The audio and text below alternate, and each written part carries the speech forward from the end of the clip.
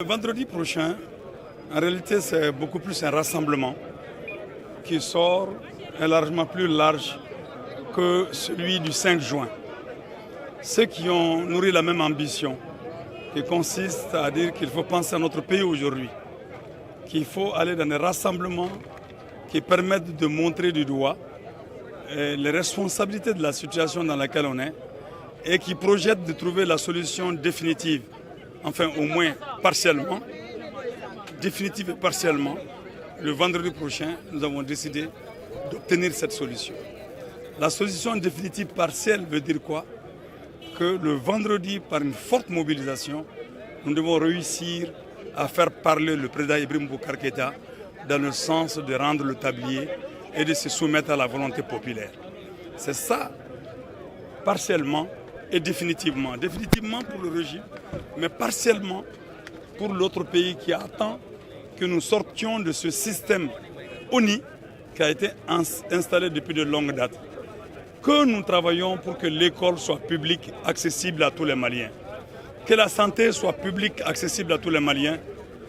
Que l'économie, le tissu économique national du Mali soit reconstitué avec une armée forte qui sera le creuset de l'unité nationale et la garante de notre indépendance et de notre souveraineté.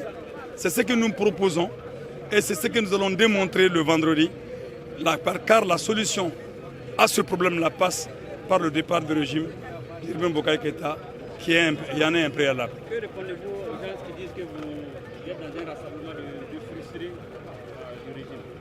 Ah oui, nous sommes frustrés. Quel est le peuple malien? Quel est le Malien qui n'est pas frustré aujourd'hui? Il y a des objections, il y a des raisons de frustration. Nous sommes frustrés parce que notre pays n'arrive pas à exercer sa souveraineté sur l'étendue du territoire national. Nous sommes frustrés parce que nous sommes tenus par une certaine communauté internationale. Nous sommes frustrés parce qu'on vole les élections. Nous sommes frustrés parce que nos écoles sont fermées. Nous sommes frustrés parce que nous n'arrivons pas à nous soigner.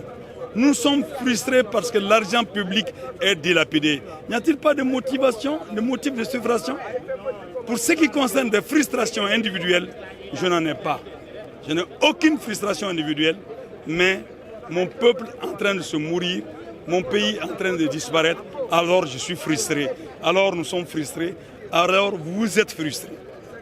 Quelle analyse faites-vous de la reconduction du Premier ministre? Est-ce que vous pensez que c'est un non-événement? Un non-événement. Alors je vous dis que c'est un non-événement. Moi je ne le considère pas comme un mépris ou ceci, cela. Pour moi ça n'a pas existé.